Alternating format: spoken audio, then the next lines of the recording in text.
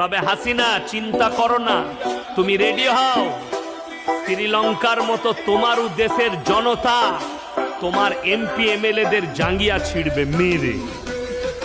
ঠিক বলছি না ভুল বলছি? অবশ্যই। তুমি আলেম দিকে হক কথা বলার কারণে জেলের কুঠরিতে ভরছ। তুমি রেডি হও।